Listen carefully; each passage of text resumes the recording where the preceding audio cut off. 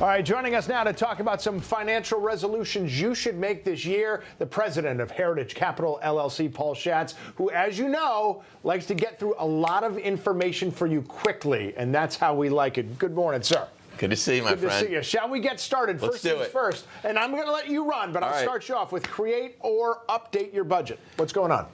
Look, the world is ever changing. I think it's crazy that people either live paycheck to paycheck and then don't have a budget to figure out where they are. So please, if you have a budget, update it. Expensive change. If you don't, pencil, paper, on a legal pad. Anything. Do something, please. Yeah, even writing down what you spend, in my experience, makes you spend less. People are always shocked when they add up how much they spend on one area, like groceries or dining out. They can't believe it. Do a budget. Do a budget. All right, how about the emergency fund? So emergency fund, we've had a really nice economic run since COVID. People are not worried about recession, but that's when you probably should worry the most. So 3 to 6 months living expenses in a liquid account. It doesn't mean put it into stocks or to bonds. It means keep it in some kind of cash equivalent, like the money market fund, a treasury, ding, ding, ding, or lesser CD. Right, something where you can get at it quickly, but not in the bank necessarily. No, so I hope we're going to get to that, but it's the worst time to keep cash in a bank right now. You can go to treasurydirect.gov. We've done a segment on it. Yep. Short-term treasuries, 1 month to 1 year, are yielding over 5%. You don't pay Connecticut taxes on. It's the safest investment in the United States. Yes, you could take them out again after 4 weeks. And even earlier, if you had to, you could still sell it at market rates. I learned that from Paul Schatz. All right, number 4, review primary and contingent beneficiaries. So most people have IRAs, Roths, 401ks, 403bs.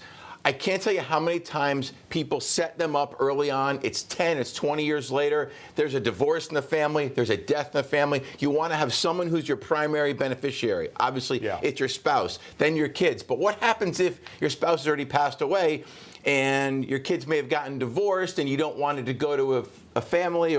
So review them once a year. It's easy. There's usually one form of change. But make sure whomever you want to get your money is getting your money. All right. I'm curious about this next one. It seems very broad and almost ominous. Prepare for 2025 already? 2025. We know that the Republican Trump tax cut plan was created in 2017.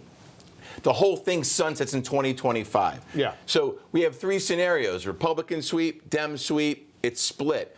What we know is if they do nothing, it will be the biggest tax increase along with an estate tax change in history. I don't think that's going to happen, but don't wait until 2025 comes and say, geez, I should have done some work early. That's a super important one to get help with. I imagine that's something, again, you'll need help. We can't tell you everything to do here.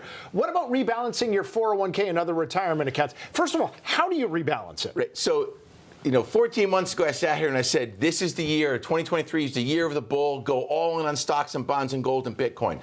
Stocks had an amazing year. That was a generational year. In all likelihood, if you were a 50-50 investor, your stocks went up a whole lot more than your bonds did, which only went up 4 to 5%. That means your 50-50 is probably now 60-40 or 65-35. So once a year, I tell people to do it once a quarter, but most people don't want to. Once a year at a minimum, set that balance back to the 50-50 or whatever your risk tolerance says. Me, I'm an all-in stocks guy. You may be 20% stocks, 80% bonds, but make sure your risk tolerance fits what your portfolio is. There's always rebalance tools on Schwab, on Fidelity, and Vanguard. Use them. Yeah, definitely. All right, what about your mortgage? Don't refinance, you're saying? I'm saying no. For 40 years, mortgage rates went down from 18% down to 2%. Yeah. Now, the 30 years at 7%, and now it's not the time. If you missed a boat already, be patient.